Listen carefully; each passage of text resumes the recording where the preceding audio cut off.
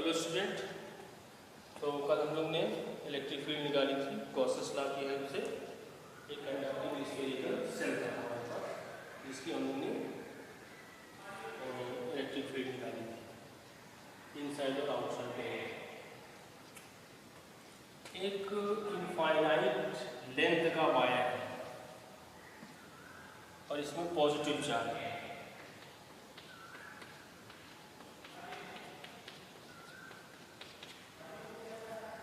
तो इसकी वजह से इलेक्ट्रिक फील्ड करना है, तो हम लोगों ने इसकी वजह से इलेक्ट्रिक फील्ड कैलकुलेट किया था। कूलॉम्स लॉ से छोटा सा एलिमेंट लिया था और इंटीग्रेशन टेक्निक से हम लोग ने किसी भी पॉइंट पर इलेक्ट्रिक फील्ड निकाली थी। तो वो मेथड बड़ा टफ था, इंटीग्रेशन टेक्निक यूज़ करना था, लेकिन यहाँ हम गॉसेस लॉ की हेल्प से बड़े आराम से इलेक्ट्रिक फील्ड निकालेंगे। ठीक है। इनफाइनाइट लेंथ का मतलब क्या हुआ कि जिस पॉइंट पर हम निकाल रहे हैं वो पॉइंट इस लेंथ के कंपैरिजन में बहुत पास में है। जैसे इनफाइनाइट लेंथ का मतलब ये नहीं हुआ कि हमने इतना बड़ा वायर लिया कि यहाँ से दिल्ली तक चला गया, उसकी वजह से हमें इलेक्ट्रिक फील्ड निकालनी है। सॉरी, मैग्नेटिक फील्ड जहाँ पे बोला है, कंफ्यूज ना होना, हम इलेक्ट्रिक फील्ड की बात कर रहे हैं। इससे पहले हम लोग ने जो इलेक्ट्रिक फील्ड निकाली थी वो इंटीग्रेशन टेक्निक से निकाली थी इलेक्ट्रिक फील्ड। ठीक, अब गॉसेस लॉ की हेल्प से हम लोग इलेक्ट्रिक फील्ड निकालेंगे। तो इनफाइनाइट का मतलब होता है कि जो पॉइंट हम ले रहे हैं वो इस लेंथ के कंपैरिजन में बहुत कम है। यानी कि अगर वायर की लेंथ 2 मीटर है तो हम 1 सेंटीमीटर डिस्टेंस पे इलेक्ट्रिक फील्ड निकालेंगे। तो मान लेते हैं इस पॉइंट पर इलेक्ट्रिक फील्ड निकालना है, ये वायर से r डिस्टेंस पर है। ठीक है, और ये जो चार्ज है, इनफाइनाइट लेंथ का चार्ज है, तो चार्ज डेंसिटी जो है वो लैम्डा है। कितनी है? चार्ज डेंसिटी जो है वो लैम्डा है। ठीक है, कैसे निकालें? तो हम लोग r रेडियस का एक गॉसियन सिलेंडर ड्रा करेंगे, सिमेट्रिक ऐसा सिलेंडर ड्रा करेंगे, गॉसियन सिलेंडर r रेडियस का, कि जो सिलेंडर का एक्सिस है वो वायर हो जाए। वायर क्या हो जाए? सिलेंडर का एक्सिस हो जाए।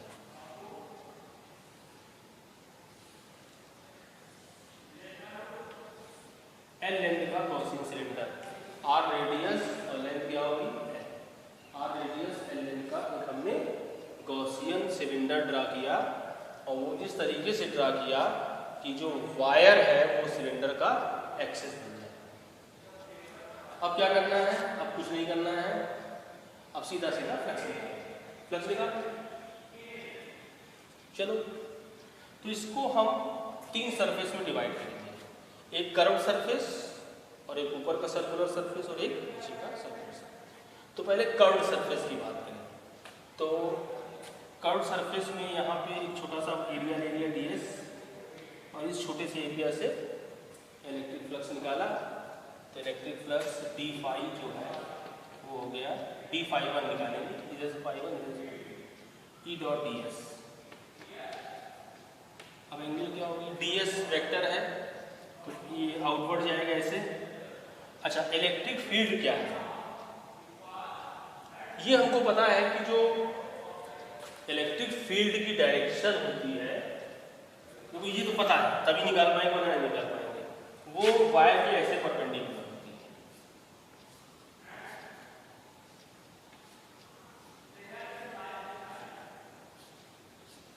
ठीक,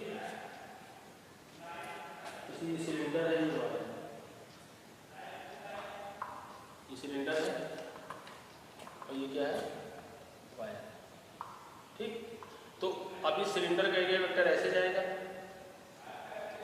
इस सिलेंडर का जो भी एरिया लेंगे हम, आउटवर्ड जाएगा, और इलेक्ट्रिक फील्ड क्या है? इसके परपेंडिकुलर है, तो ये भी ऐसे आउटवर्ड जाएगी, इलेक्ट्रिक फील्ड ऐसे आउटवर्ड जाएगी। इलेक्ट्रिक फील्ड और एरिया वेक्टर दोनों सेम डायरेक्शन में हुई कि नहीं? बात को ध्यान समझो। ये सिलेंडर है, ये वायर है, तो एरिया वेक्टर ऐसे जा रहा है, और इलेक्ट्रिक फील्ड वायर से परपेंडिकुलर जा रही है तो ऐसे जा रही है। ठीक है, हर तरफ से ऐसे जा रही है। तो दोनों के बीच का एंगल क्या हो गया? 0 डिग्री। कॉस क्या हो गया? 0।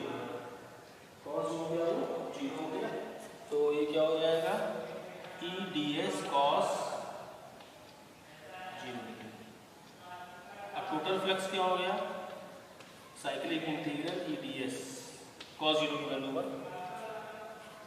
अच्छा, इलेक्ट्रिक फील्ड ये जो सिलेंडर लिया है, तो इस सिलेंडर में ये पूरा सरफेस, कोई भी सरफेस लेंगे, हर जगह डिस्टेंस क्या है, सेम। तो electric field depends on the distance. Electric field depends on the distance. तो डिस्टेंस अगर हर जगह सेम है तो इलेक्ट्रिक फील्ड क्या है, कांस्टेंट है। तो इलेक्ट्रिक फील्ड को इंटीग्रेशन के बाहर कर देंगे। अब इसका पूरा कर्व सरफेस का एरिया क्या होता है बताओ।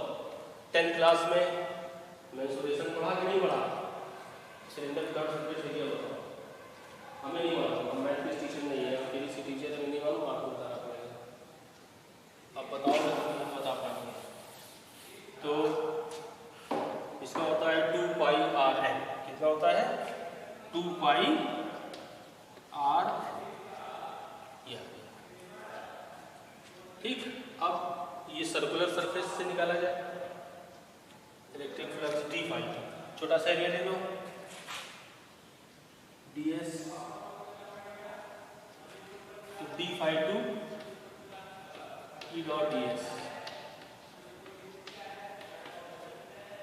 अब ये देखो, ये सर्कल एरिया वेक्टर ऐसे और इलेक्ट्रिक फील्ड ऐसे।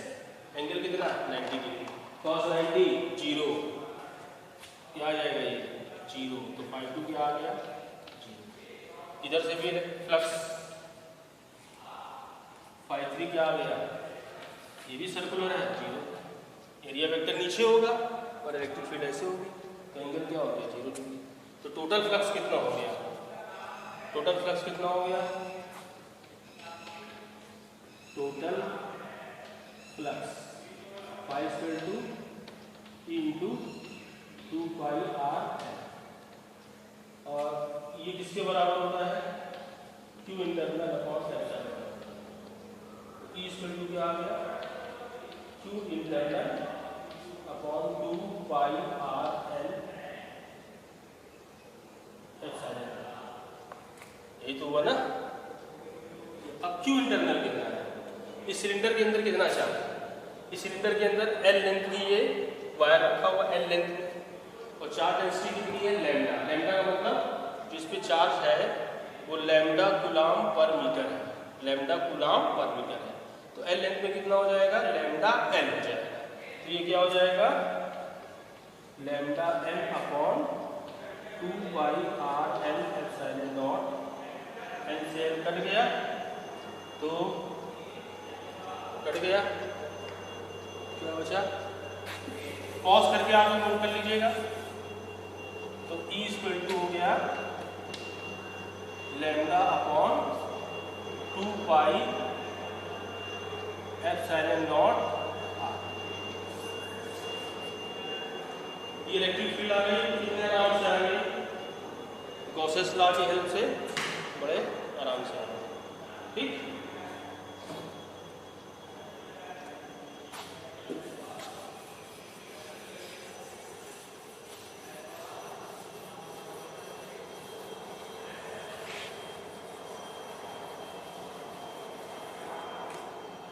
अब electric field due to infinite plane sheet. Electric field due to electric field due to infinite plane sheet.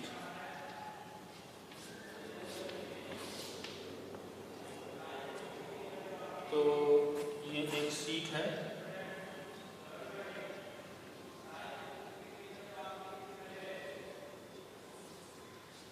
इसमें पॉजिटिव चार्ज है,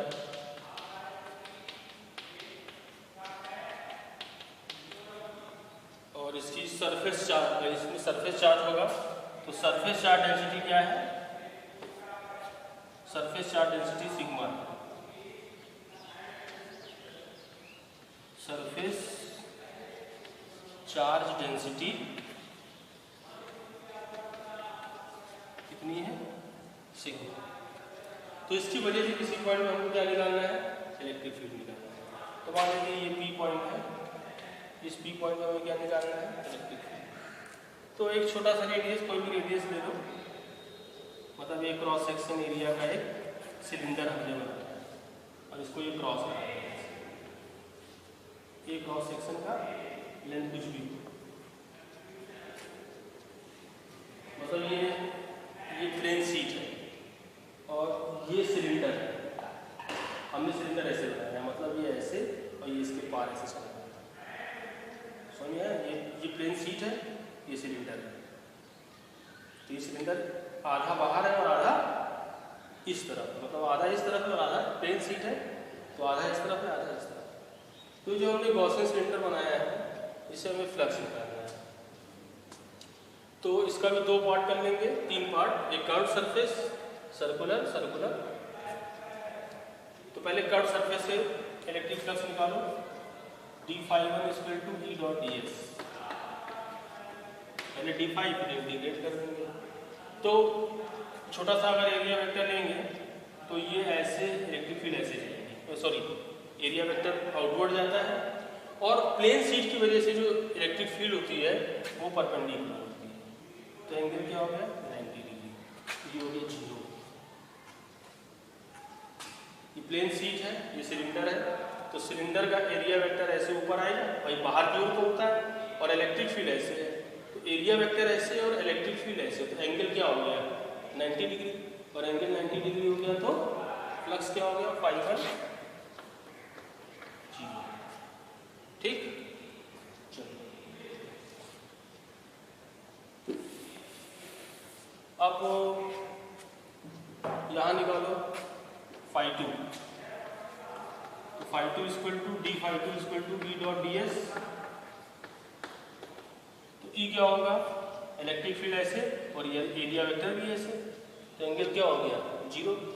इसका तो एरिया वेक्टर ऐसे बाहर की ओर आएगा ना, इसका एरिया वेक्टर ऐसे बाहर की ओर आएगा और क्या बोलते हैं इलेक्ट्रिक फील्ड भी शीट के ऐसे जा रही है परपेंडिकुलर, तो एंगल क्या हो गया 0। तो E डॉस cos 0, cos 0 की वैल्यू है, तो ∅2 कितना हो गया इंटीग्रेशन E डॉट ds। ठीक है, तो E को बाहर इलेक्ट्रिक फील्ड, इस पूरे एरिया में जो इलेक्ट्रिक फील्ड निकाल रहे हैं हम वो डिस्टेंस सेम है कि नहीं, तो कांस्टेंट है, बाहर कर लो। तो ∅2 = क्या आ गया E और dA का इंटीग्रेशन ds का इंटीग्रेशन मानते हैं, ये कितना E × A ∅2 आता है।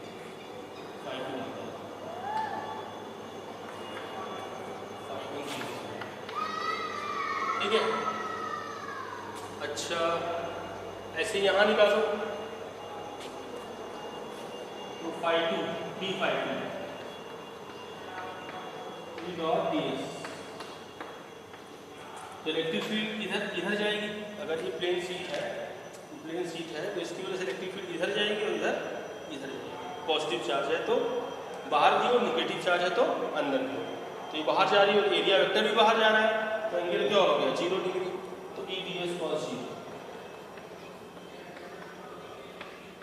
E ds इंटीग्रेट कर दो, ∅2 क्या हो गया E × A।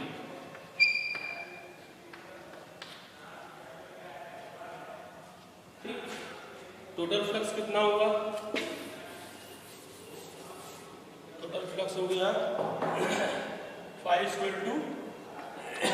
× A plus E × A plus 0, तो 2EA, और 2EA = Q internal upon epsilon naught. According to Gauss's law total flux कितना होता है internal charge upon epsilon naught. तो Q इंटरनल बताओ, अब देखो ये सिलेंडर अगर इसको क्रॉस कर रहा है तो इस सिलेंडर के अंदर इतने पोर्शन का ही तो चार्ज रहेगा, तो जितना सिलेंडर क्रॉस कर रहा है इतना ही का तो चार्ज रहेगा, तो यानी कि इस सिलेंडर का एरिया A है, तो A एरिया में ही उतना चार्ज रहेगा इस सिलेंडर के अंदर, A एरिया के बराबर। चार्ज कितना हो गया sigma × A, surface charge density कितनी है सिग्मा, तो टोटल चार्ज कितना हो जाएगा सिग्मा × A। तो टोटल चार्ज हो गया ∅ = sigma × A upon epsilon not, sorry 2EA = sigma × A। Upon epsilon naught. तो ई क्या हो गया, ए से कट गया, सिग्मा अपॉन 2 एप्सिलॉन। तो ये electric field due to infinite sheet, ठीक है। इसको पॉज करके नोट कर लो।